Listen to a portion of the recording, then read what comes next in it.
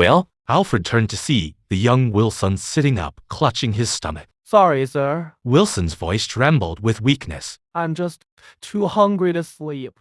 Alfred looked at the soldier, who was little more than a boy, and his heart went out to him. He reached into his own pocket and pulled out a small half-eaten crust of bread.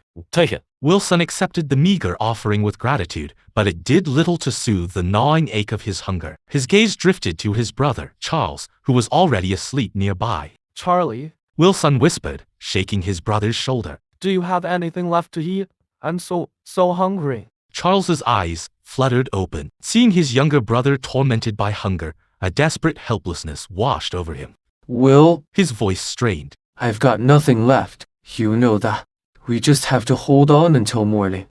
But I can't take it anymore. Wilson's voice was almost a sob. My stomach feels like it's tying itself in knots. Are we going to die? Charles sat up and took his brother's hand. Listen to me. He said, his voice low and steady. We'll find food tomorrow. I promise. We just have to be strong. Tomorrow, again. The word had become a horizon, that every step a promise of salvation, that time and again delivered only despair. You're holding out on me, aren't you? Wilson's voice turned suddenly shrill, a feverish glint in his eyes. You always do this, Charles. Always keeping something for yourself. Get a grip, Will. Charles's fingers dug into his brother's wrist. His voice tried for the stern command, but a tremor of fear made it brittle. You know I have nothing. The officer made sure we all. It was too late. Hunger had twisted reason into madness. Wilson threw himself at Charles, his hands scrabbling at his brother's pockets. Liar! He snarled. I know you've got food stashed away.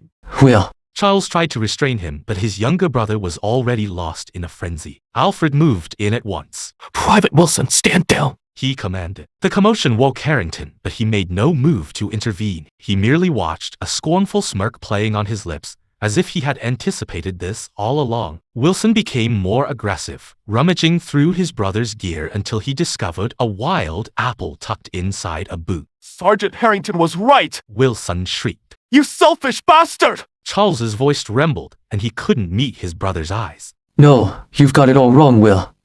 I was hiding it for you, for tomorrow. Liar! Wilson roared and lunged for the apple, but Charles was quicker. His hand shot out, locking onto his brother's wrist. They grappled for the insignificant piece of food, no longer brothers but to animals driven by starvation. Then Wilson's hand darted to his boot. He pulled out a small knife, their father's hunting knife.